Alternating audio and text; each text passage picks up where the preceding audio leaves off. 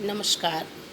आज हम क्वेश्चन करने जा रहे हैं बीए पार्ट सेकंड के फर्स्ट पेपर में ब्रिटेन के संविधान में संसद की सर्वोच्चता और उस पर सीमाएं। ब्रिटेन में संसद की सर्वोच्चता का प्रश्न क्यों उठा, इसके पीछे महत्वपूर्ण पहलू ये है कि ब्रिटेन में संविधान लिखित नहीं। ब्रिटिश संविधान प्राचीन है, अलिखित संविधान है। भारत या अन्य देशों की तरह ब्रिटिश में किसी संविधान सभा या किसी आयोग या किसी समिति ने संविधान का निर्माण नहीं किया।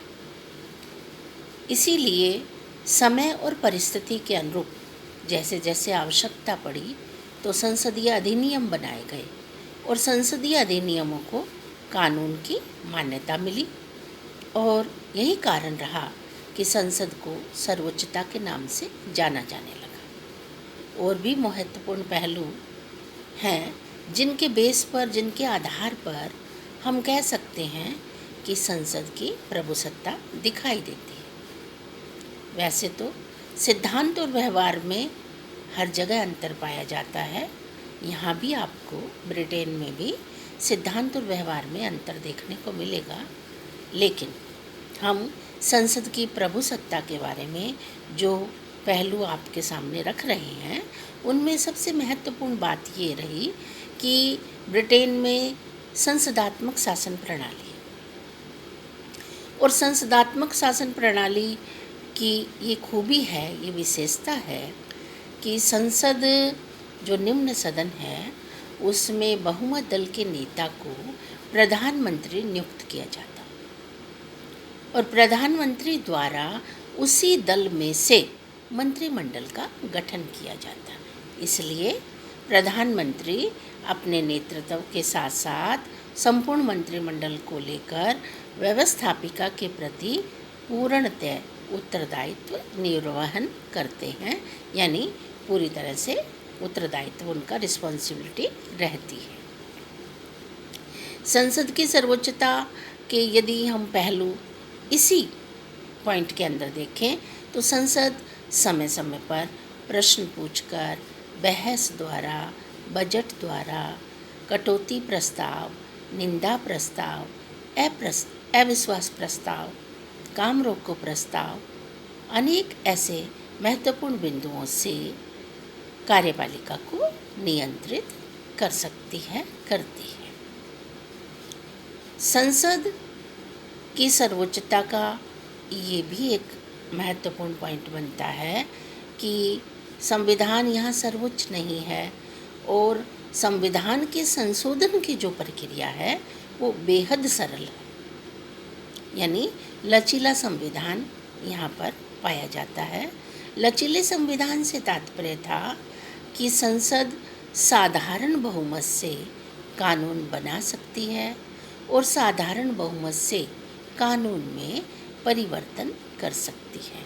संसद द्वारा बनाए हुए कानून में न तो कार्यपालिका वीटो लागू होता है और न ही न्यायपालिका वीटो लागू होता है। यदि कार्यपालिका वीटो या न्यायपालिका वीटो की पद्धति होती तो हम ये मान सकते थे कि संसद ने यदि कोई कानून में जल्दबाजी की है या जन अवहेलना की है तो उसे कंट्रोल करने के लिए कार्यपालिका उपस्थित है, न्यायपालिका उपस्थित है।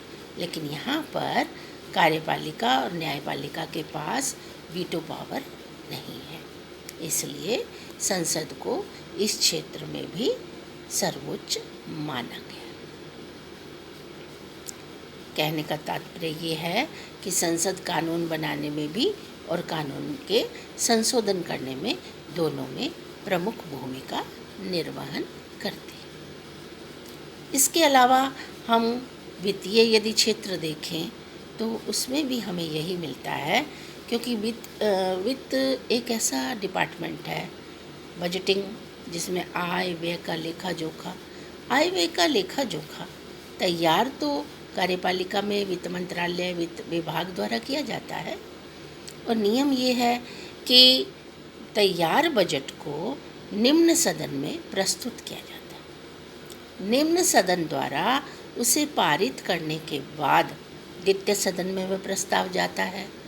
तो यहाँ हमने ये देखा कि साधारण विधेयक को तो लार्ड सभा 1 साल तक रोक सकती है। यदि लार्ड सभा उसमें कोई परिवर्तन करवाना चाहे, यदि कोई संशोधन करवाना चाहे, तो वह अपना सुझाव कॉमन सभा को भेज सकती है और अंतिम निर्णय जो है कॉमन सभा का ही माना जाता है। ठीक इसी प्रकार से वित्त विधेयक को लार्ड सभा 1 महीने तक रोक सकती है। अब लार्ड सभा उसमें कोई संशोधन करवाना चाहे, कोई परिवर्तन करवाना चाहे, कोई सुझाव देना चाहे, तो वह कॉमन सभा के पास उस विधेयक को लौटा देती है।